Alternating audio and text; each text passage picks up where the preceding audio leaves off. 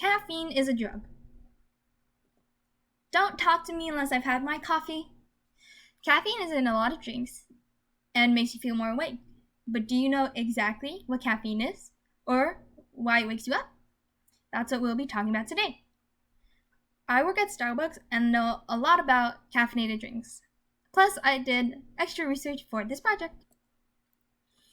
In discussing caffeine, we'll talk about the following main points: what caffeine is, what common drinks and food contain caffeine, and when to have the right amounts of caffeine. Firstly, what is caffeine? Caffeine is classified as a psychoactive drug, according to 2019 Psychology in Life 3rd edition by Sarah Greason and Michael Gazzaniga. Drugs are substances that change your brain's chemistry and neurotransmitter systems to create different mental experiences. Caffeine extends the impact of the feel-good neurotransmitter called dopamine. It is responsible for feelings of satisfaction, which can eventually contribute to drug addiction. Caffeine is further classified as a stimulant.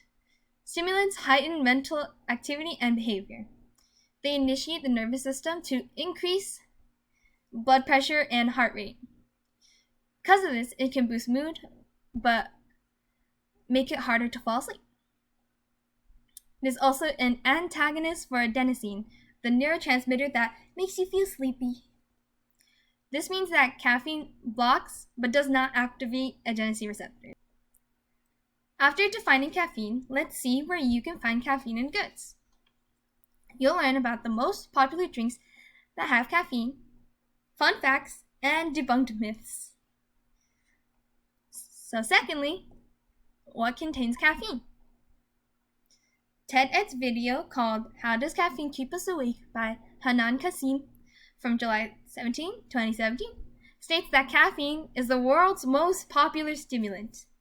It also claims that about 100 metric tons of it are consumed internationally per year. In perspective, that is the weight of 14 Eiffel Towers. Most caffeine is found in coffee or tea. In fact, coffee is the second most popular drink after water.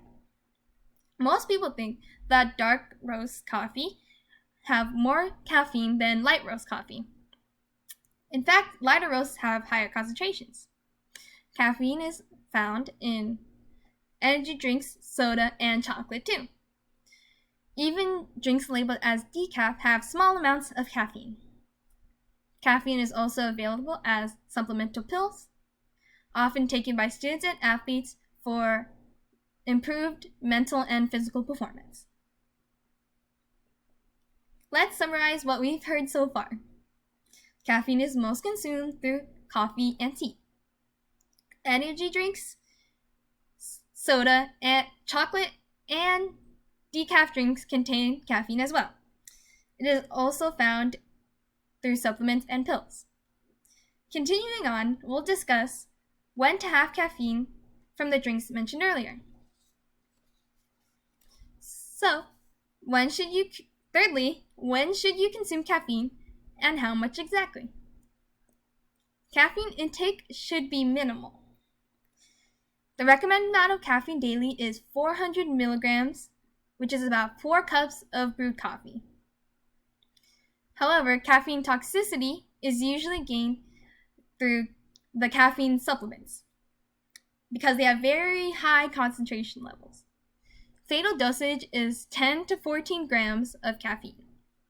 Take it within a few hours.